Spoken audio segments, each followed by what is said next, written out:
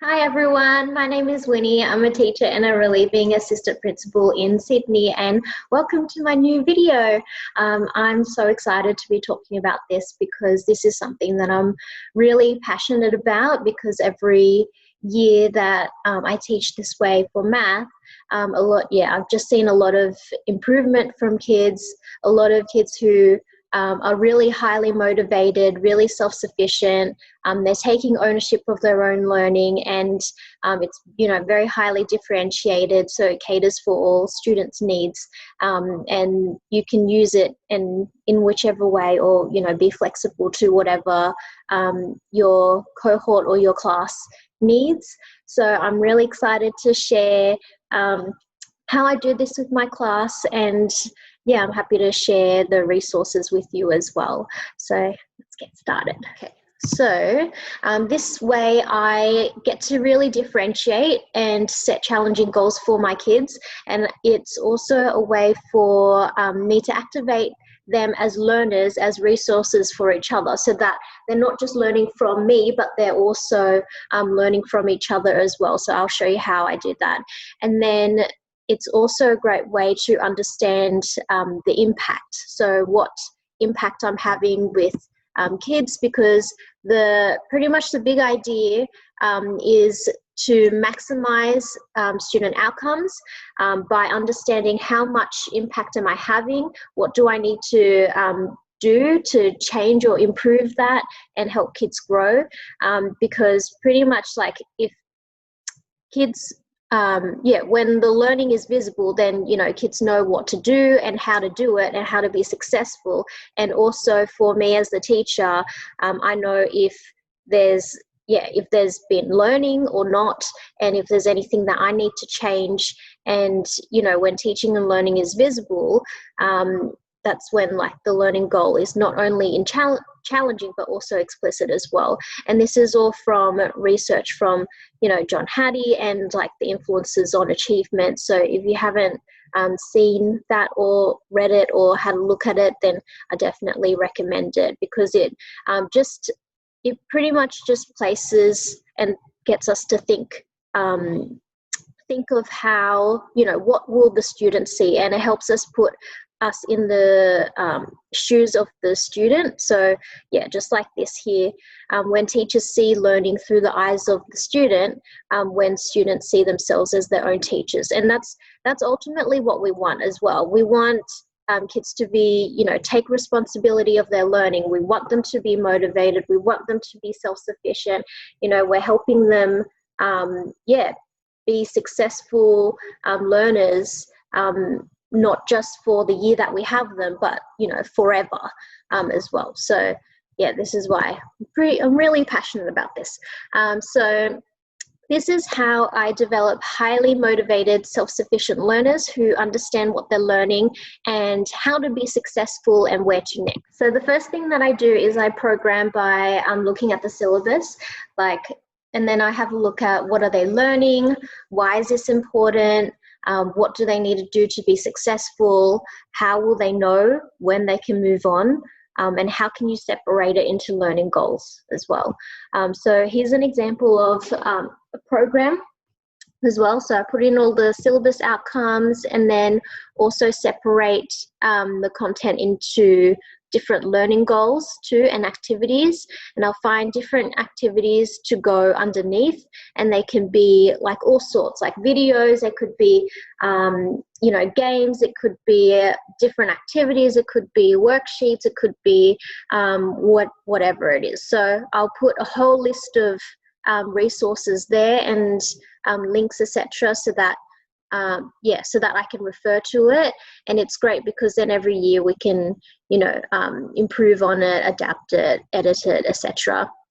And then I also color code the goals as well. So the color code that I use is red for kindy, orange for year 1, yellow for year 2, year 3, year 4, year 5, year 6, etc. So at the moment I've got year 3 and 4, and we have stage classes. So that's why when we program as a stage, we use green and blue to show what the different content, so that, yeah, and it's really great because that way the kids also know what their goals are, because we have them up on the wall, and also we know where they're tracking to. Yeah, and I'll just show you that through here as well. So in our program, we have the goals. We also have a list of all of the student names, and I put in numbers as well under each of the goals there. And sometimes we might have helpers as well. It just depends on the cohort, the class, the abilities as well. So in terms of the students, we'll put the list of students down so that when they do the pretest, then if, so in the pretest, we will match the goal to the question. So for example, if goal 1 is identifying and naming special quadrilaterals, then in question 1 of their pretest, then that's the activity that they would have to complete in the pretest. So it's very easy to see in the pretest, can that student do that goal? Is that something that they need to work on? So all the kids who maybe didn't understand that first question, then I would highlight their names on this list so that I know exactly who needs to work on what goal. And we do that for all the pretests. So all of the pretests, the question, the goal will be matched up to that question number. So then this goal will be matched up to question 2. This goal 3 will be matched up to question 3 in the pretest. And usually if you know, if the helpers that I pick will usually be students who have also already mastered that concept, and they're really, yeah, they have a really good understanding, and they're able to peer teach or mark work, etc. But it just depends on your class and your cohort and what your kids are like. So sometimes I'll have helpers, sometimes I won't. It definitely helps having helpers, because then you're upskilling them, which means that they are able to help other kids, and you're using them as a resource. And it means that they have a deeper understanding of what they're teaching, especially if you're able to, you know, spend some time to teach them how to peer teach as well, which means that there's more time for you to go and help other kids too. Okay, so I will put up copies of the goals up around the classroom as well, so that kids can see them. And I also have a video on math programs if you do want some examples as well. So I put up a whole bunch of links to my programs that you can download and edit and cater for your kids. And I've got activities underneath them as well. So that video there, I'll link it also down below as well, so that you can, yeah, have a look. And then, so the pretest is to see where the students are at, and I've used different kind of pretests. I've used like the diagnostic tests. You can use the center kit. You can. I've also created assessments where I don't have to mark, which has been excellent. So if you want to see how I do that there, then yeah, then you can click on that link and you can have a look at my video, and I do give examples of the assessments that I use as well. And for every assessment that we do give, they're linked directly to the goals as well. And then number 3, we gather and use the data. So I have a quick look over the tests. You can either mark it as a class, or you yourself, the teacher, can mark it too. And then I highlight the students who need to work on that goal on that sheet. So it's very clear, and I can see exactly, you know, what the trends are, which groups of students need to work on what, etc.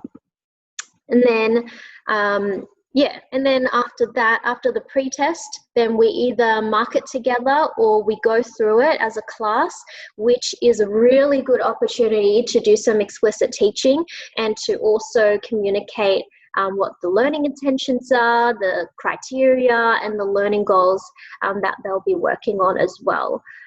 So yeah, which is really great, because then we can break it down and I can show them, you know, in this question 1 of the test, that's goal 1, and goal 1 is to do this, and etc. And it's just a great opportunity to, yeah, do some explicit teaching. And also, yeah, show what the learning intentions are and why you're learning to do that as well.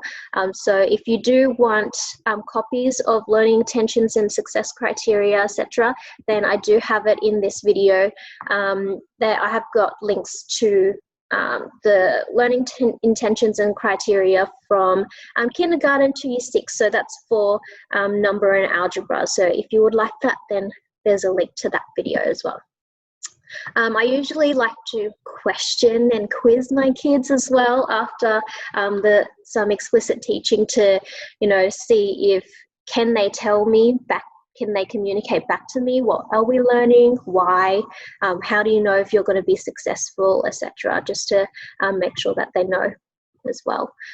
In terms of explicit teaching, so there are different ways to do this, especially with the program, because once we split the program into different goals, then, you know, we can use it in whichever way we want to, because all our resources are all there underneath each goal. So what I do is use the data to figure out what is going to work best for my class. So for example, if there's majority or a large group of my kids who need to work on a certain goal, and if there are groups of students who need to work on something else, then instead of keeping the whole class together with me and working on the same thing, then I'll keep that large group with me, and then I'll send those other kids off to work on their goals. And so for example, I might send them a link to the program, and the program might include links to videos and activities to do, etc. So I'll show you how I do that later on as well, and how I organize that in the classroom to make it, yeah, and I'll show you the system too, so that they know what to do. So pretty much like if there's a group of kids who need to work on a goal, then I'll keep those students, and then I can explicitly teach them. And then I'll send the other kids off to work on their own goals independently.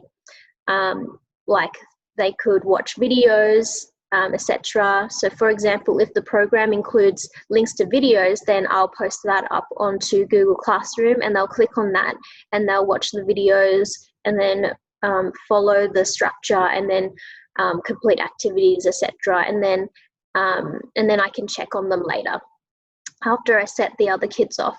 I can also involve kids in peer teaching as well. So for example, before the end of term, we were doing addition and subtraction, and I had a whole group of kids who were working on algorithms, a whole group of kids working on the jump strategy. So what I did was I did some explicit teaching on how to peer teach, and then I was able to group them together into pairs or threes, and then they were able to peer teach each other the strategies, because I had a whole group of kids who had, you know, were really good at the jump strategy, so they were able to teach that to their peers. And I had other kids who were really good at written strategy, so that they were able to teach that to their peers. So it was really handy, because then I knew who needed to work on what, and then I could pair them up, and they could do some peer teaching, and that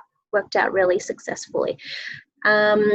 Another example is if they are all on different goals, then it can depend on what age group you have. So for example, I know with year 3s to year 6 students, then I will happily, give them the program and then send them off to work on it individually, and then I will pool groups. And because they're able to work individually on their goals, and they're able to work through the program and watch the videos, do the activities, etc., then that gives me a lot of time to be able to pull different groups to either explicitly teach them or help them or guide them, support them in whatever way that I can. So that's one way to do with year 3 to year 6 students.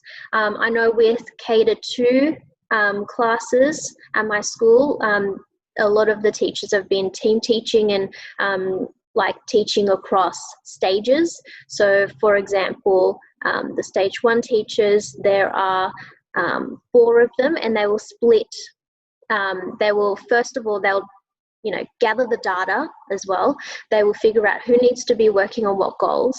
They will split them into groups, and each teacher will teach a certain goal. So there's 4 of them, so they will work on 4 goals, and that way they're able to they're able to cater for those students as well. So that's also something that you can do depending on your age group as well. And I know the kindy teachers also also do that too. And then the 4th example is you can just focus on a couple of goals. So for example, if you know a lot of your majority of your class need to work on a few kids, maybe groups of kids need to work on this goal, then you can help them with that, or another group needs to work on another goal, then you can just focus on a couple, as long as each of the kids in your class are working on a challenging goal, a goal that's going to help them improve, and it's not something that they already know as well. So in terms of learning goals, like I put them all up around the room as well. So it might look like this. So I'll have like the sheet there with the names on it so that they know what goals they need to be working on, because sometimes it's not linear, so it might not, like a lot of the times kids in my class won't be working on like goal 1, 2, 3. Like they might be working on goal 1, 5, and 6, or whatever it is. So that there will show them what goals they need to work on. Sometimes I will put up the goals underneath it as well, so that they can place their name and they can actually physically move their name to whatever goal they are working on. So if they've finished with one goal, then they can move their name onto the next goal that they've got to work on. And as you can see, I can easily see who is working on what goal, and then I can easily pull together that group of kids and then check on how they're going, or do some explicit teaching or whatever it is. And then with the activities, I will sort and organize activities into different boxes. So I have boxes that link to the learning goals. So, box number 1 is learning goal 1. So they know that their activities or their sheets or whatever it is there for them to use. It could be games, it could be worksheets, could be whatever it is. And then I just put it in there into the boxes. In terms of helpers, so if you do have helpers in your class, then they can explain some concepts, they can mark activities, they can, I've used them to help me mark exit slips as well, and to tick off if the student has got the exit slips correct or not, etc. But if you are doing it as the teacher, then with the exit slips, I would give them at the end of the activities of that goal, and that's there to mark and to check for their understanding. So I'll link the exit slips to the different goals that we have. So that says like 2D goal 1, and then I'll put in like the question, and that's just there to check, okay, so do you understand the goal that you were working on? And if they do, then that's great, because that's an indicator that they understand and they understood that concept, so that they can move on to the next goal. And then on that sheet here, then we'll tick it off so that so that you can see that they've completed that goal as well. And if you would like a quick and easy way to track student progress as well, I have a video for that too. And I give examples, and you can download it in the description box as well. And then so kids will understand where to go to next, because they will keep checking their learning goals. They get to see where they're up to. They move their names onto the next goal. And yeah, so that really helps it's a lot of work. It's a lot of planning, and it's great when you have a stage where you can get everyone to collaborate and plan together, etc. And this system just really works because then kids know what they are learning to do. They know where to go next. They know what activities they need to complete to move on to the next goal. And they know that they need to be able to answer that exit slip as well before they can move on. So pretty much like that's what a visible learner is. So they're able to articulate what they're learning and why. They can talk about how they're learning and the strategies that they're using. They know the next step. They understand the assessment tools that are being used, like the exit slip. They can ask questions and clarify, see errors as learning opportunities, seek feedback, set learning goals. So so this is a really great way to develop students so that they're self-sufficient and highly motivated, etc. And then, pretty much like, a teacher's belief and commitment are one of the greatest influences on student achievement. And that just, I guess that makes a lot of sense because, we have a really important role to play. And it's really important for us to understand and evaluate our impact. And this way of teaching, I've been able to see, are the activities helping them? Like, do I need to do some more explicit teaching? It's a lot of reflection and looking at data and seeing if the kids understand what they're doing. And, that's what we need to do, as effective teachers as well, being, evaluators, like where we have a responsibility to help kids grow and learn. And we talk about how kids learn, and we look at assessment as feedback as well. And we, make sure that we're challenging kids, positive relationships, etc. And that's what, there's, teaching is complex, it's hard, and this is what we do. So we give them clear learning intentions so that they understand it. We give them challenging criteria so that they're challenged. We know when students are not progressing, and they also know as well, and they seek feedback, and we provide feedback, etc. Anyway, thank you so much for listening. I do update my resources on my videos, like, for example, putting more programs up as we go, putting up more exit slips, putting up more links to assessments, etc. So if you do want to be the first to know when I put up new resources, then you can go to my blog, which looks like this. And you can put in your email and join my mailing list, and I will send you an email whenever I put up, like new links to programs resources, etc. And if you do want to see it in action as well, and if you do want to if you do want to see what it looks like in my classroom, or if you want to see it in another stage, another year, etc., then just send me an email, let me know, and then we'll see if we can do some, schedule it in or do something about it, so that, because I'm happy for people to have a look and see what it looks like in the classroom.